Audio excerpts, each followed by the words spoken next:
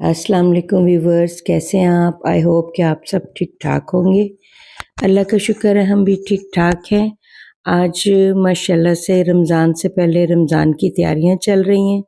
सबसे पहले मैंने सोचा कि मैं अपने किचन को अच्छे से साफ़ करूं ताकि मैं जब अपने रमज़ान के लिए कुकिंग वगैरह करूं तो मुझे अच्छा सा फ़ील हो।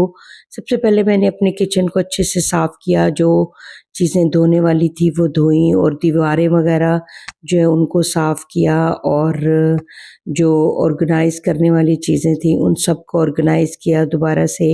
ये मर्तबान मेरे अचार वाले हैं, ये मैंने इनके ये धो के तो उनको साफ़ वगैरह किया। ओवन के ऊपर मैं ये छोटे-छोटे से पौधे रखती हूँ ताकि मुझे अच्छा किचन में फ़ील हो।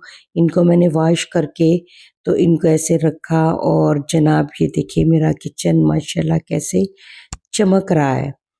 सारे किचन को मैंने दीवारें और सब चीज़ें, ये नमक, मिर्च सब कुछ मैंने अच्छे से जो है वो अपना किचन जो है साफ़ कर लिया। इसके बाद दूसरा काम मेरा था कि मैं अपनी तमाम जो दालें हैं उनको, जो मैं लाई थी ग्रोसरी में रमज़ान से पहले, उनको मैंने निकाला, धूप लगवाई, उनको मैंने साफ़ किया अच्छे से। साफ़ करने के बाद मैंने उनको कंटेनर्स में, जो है कंटेनर्स के मैंने ढक्कन खोल के रख दिए थोड़ी देर के लिए ताकि उनके अंदर से स्मेल वगैरह निकल जाए। और ये दाल देखिए मैंने माशाल्लाह सारी दालें वगैरह साफ़ करके मैंने रख ली थी। मसर भी सारे साफ़ कर लिए थे मैंने, माश की दाल, चने की दाल, ये तमाम दालें जो हैं वो मैंने साफ़ कर ली, क्योंकि फिर रमज़ान में ये सारे झंझट नहीं करने पड़ते ना। आपको साफ़-सुथरी चीज़ आप निकालें और इस्तेमाल करें।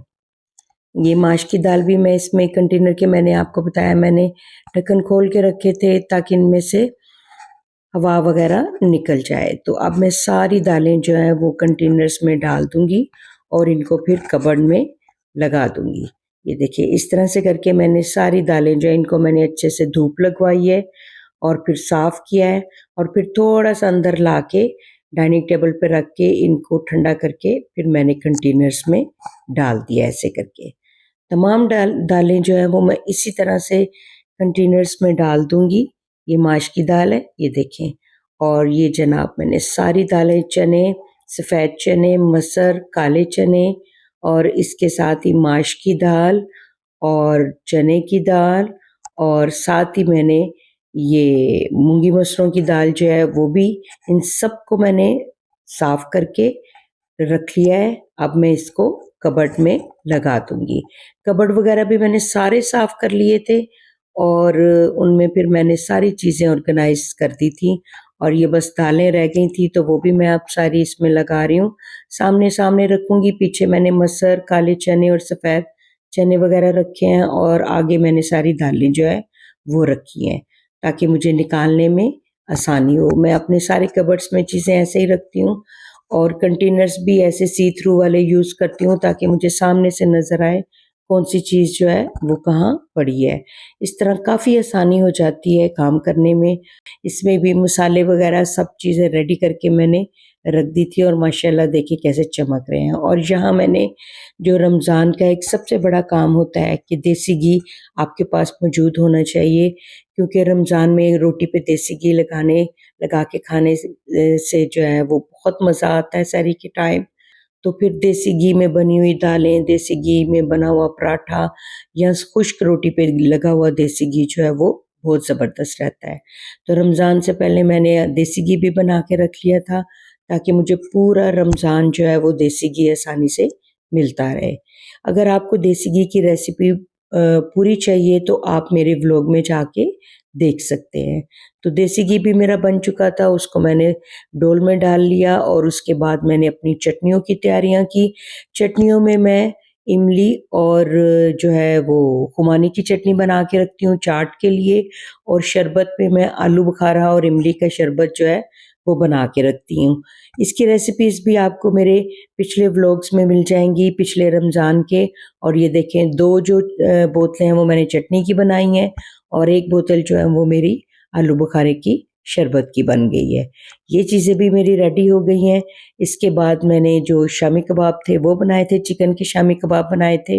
ये मेरे लिए बड़ी आसानी रहती है। बाज़ दफ़ा सहरी के टाइम बच्चों को सालन अच्छा नहीं लगता तो पराठे के साथ शामी कबाब को फ्राई करके दे देती हूँ, या बर्गर वगैरह बनाने में आसानी आ जाती है, सैंडविच वगैरह बनाने में आसानी आ जाती है। यानी फ्रीज़ हुए होते हैं तो फिर वो काम आ जाते हैं। और साथ ही मैंने अपने समोसे भी रेडी कर लिए थे, तो समोसों को भी मैंने फ्रीज़ किया।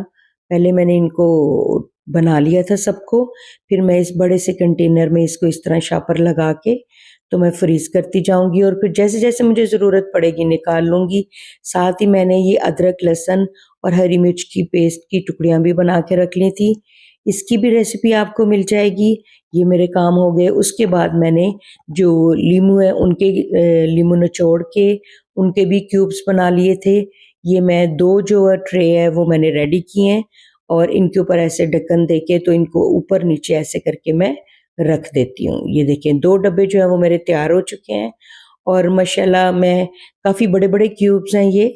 साथ ही मैंने हरा धनिया, पुदीना और हरी मिर्च जो है उसको भी कूट लिया था, और उसकी भी मैंने छोटी-छोटी सी टुकड़ियाँ बना ली थी। तो ज़िप-लॉक बैग वगैरह मेरे इलाके में नहीं मिलते हैं, तो मैं ज़्यादातर चीज़ें कंटेनर्स में ही रखती हूँ। तो मैं इसको इन क्यूब्स को मैं इसमें ऐसे रख दूँगी, निकालती जाऊँगी और यूज़ करती जाऊँगी। और साथ ही जनाब सीज़न आ चुका है स्ट्रॉबेरी का। पिछले साल मैंने आपको स्ट्रॉबेरी फ्रीज़ करने के काफ़ी सारे तरीके बताए थे।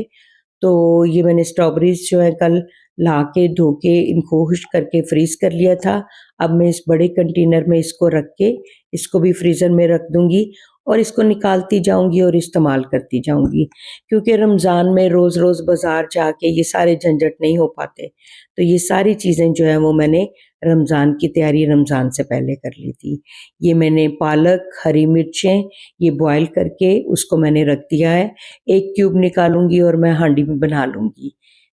पालक गोश्त जो है आलू पालक, ये पराठों में भी पालक यूज़ होती है, और साथ ही मैंने मटर और गाजरें कट करके जो है उनको भी फ्रीज़ कर लिया था। क्योंकि ये जो सब्जियां होती हैं इनको कट करने में काफ़ी टाइम लगता है, तो काफ़ी सारी ये आसानी रह जाती है। इस तरह से अगर हम रमज़ान की पहले से तैयारी कर लें तो हमारे लिए हमारे पास इबादत का काफ़ी सारा टाइम बच जाता है, और हमारे लिए कुकिंग जो है वो भी आसान हो जाती है। इस तरह से इनको मैं शॉपर में पैक करके तो मैं इनको रख दूँगी फ्रीज़र में।